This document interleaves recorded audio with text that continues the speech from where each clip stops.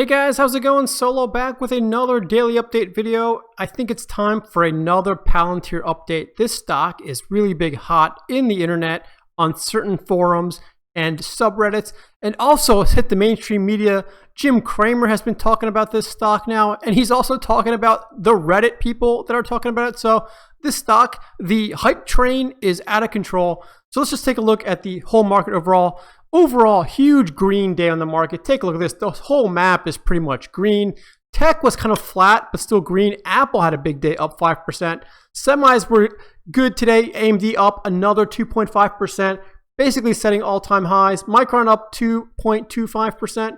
Qualcomm also up 1.4%. It's a great day overall for the market, but let's get right into it. And let's take a look at Palantir on Robinhood. So here's the graph today. Not such a great day for Palantir, right? Actually down almost 3%. And we dipped hard right at market open. I mean, we were only down 1% or so when the market opened. And then within the first basically hour of the market being open, it was down almost 6%, actually over 6%. Did a little bit of a rally, kind of traded flat for the rest of the day. Then rallied a little bit during power hour. But then right when the market closed, we sold it all off.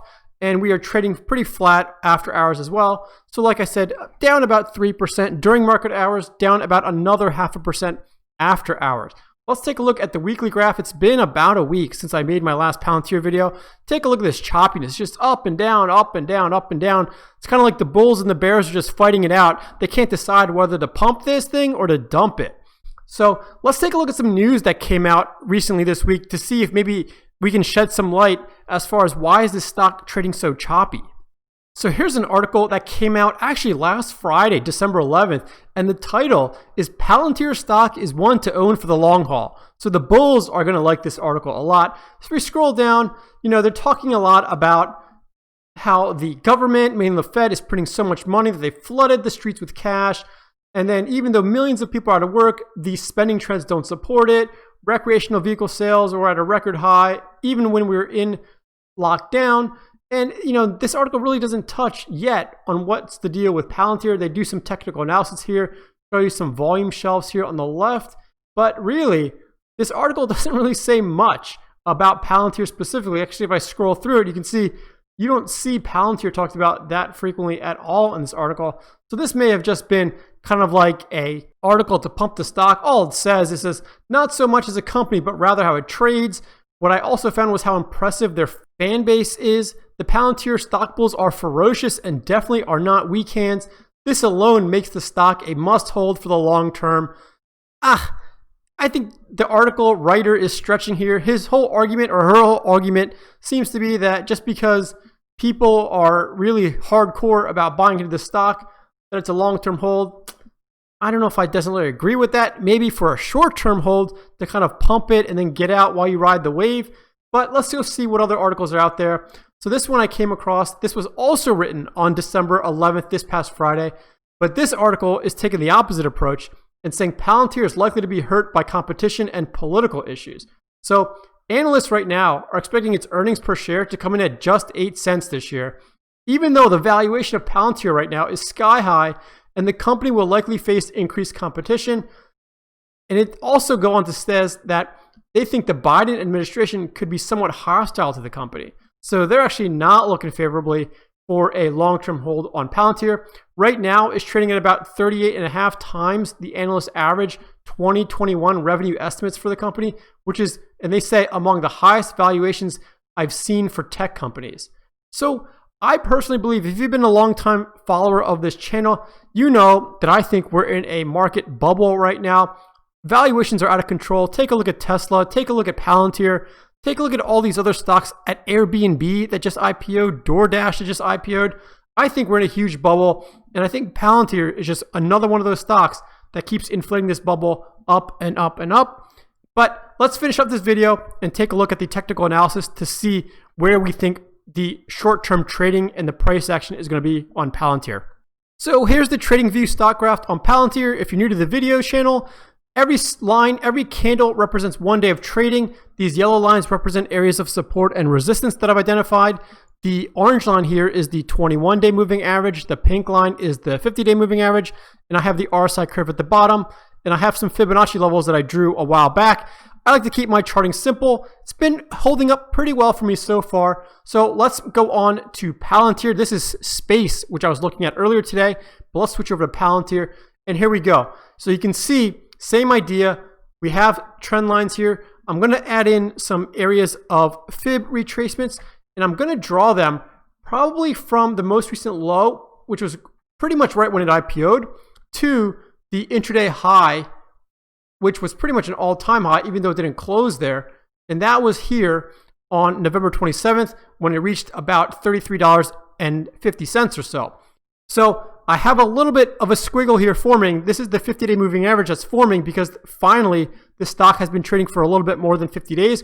You can see I have my previous predictions I drew pretty much on December 9th or so, and I thought that Palantir was going to continue to sell off and retest this area of not only trend, but also the 38.2% Fibonacci level at about $24.